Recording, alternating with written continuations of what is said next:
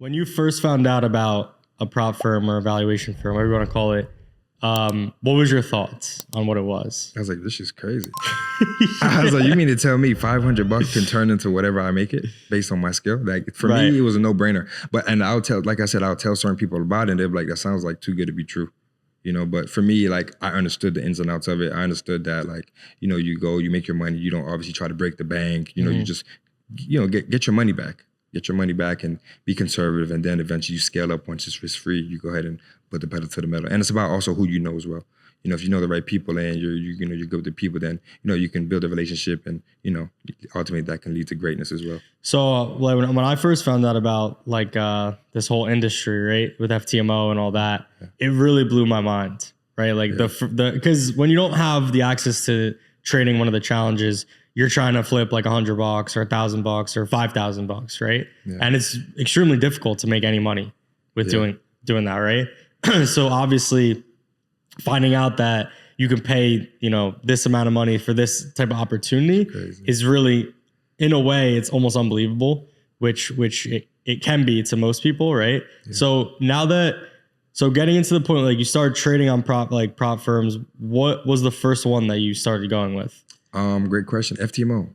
FTMO. Yeah, FTMO, because they were like, I don't know, there's something about their marketing or they just look like the most professional, you know, so the funded traders are also super great serious. As well. Yeah, they're super serious. They're like, we got like, what they have, I remember I got funded with them and they gave me like a coach, just a psychology coach. Yeah, did you use it? Yeah, I tried it. Yeah. It kind of pissed me off though, because like, it was like he's asking me questions. I'm like, bro, like, this didn't do shit. Like, but anyhow, I mean, I get it. But like, for me, it was better just me writing down my thoughts and journaling. You know, trading is one of those things where it's like, no one can save you but you.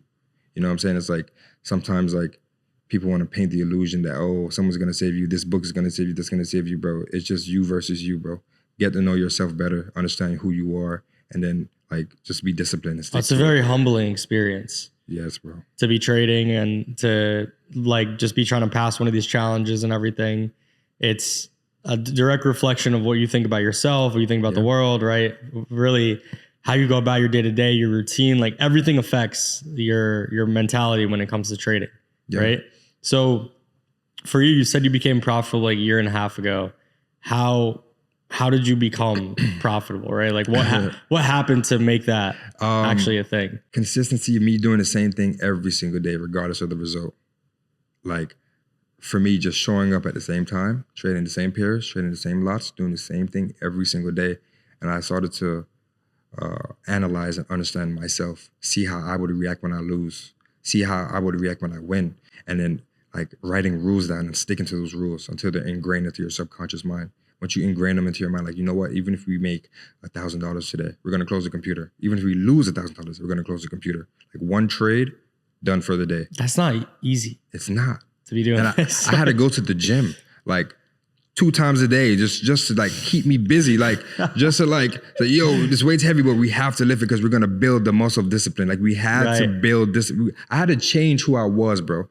And like I sacrificed so much to be where I am right now, and I'm still struggling. Like not as much financially, but more so like mentally, because it's hard to maintain this, like especially when you're in it by yourself. It's very difficult. It gets very lonely. It's tough, bro.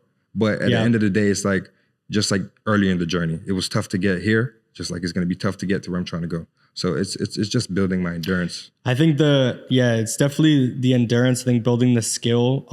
It is kind of similar to the gym in the sense that if you go on a workout routine, right? You build yourself up over a long period of time, and then say that you all of a sudden get a little lazy, or you stop going to the gym for a little while, you start to slack off because you've already built up those routines, those skills, those ideas of how to build up your physique. If we're talking about the gym, you can kind of get back into it and get yourself back to a good state like pretty quickly, right? Because you've already done it before.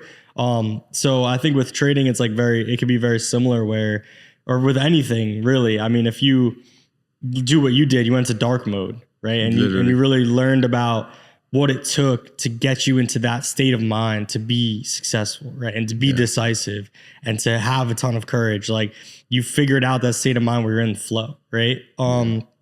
Now, when you kind of break out of it, you can do you have the tools to get back into it. But it's still, like you said, it's a constant struggle to get into that mentality, to get into that mind state. People think, oh my God, I'm profitable now. Life's easy. Like, oh, I got it all figured out. But you still got to get up every day and still got to trade. You still got to get up and still manage your emotions. You still got to get up. And it also depends like how big you want to set your goals after you achieve. Like you could be pretty conservative and you could say, oh, I'm going to shoot for this. But if you want to like keep pushing, then things get interesting. Yeah, you know, that's true. The challenges get bigger. The mistakes become Stakes are higher. Stakes are way higher, right? Yeah.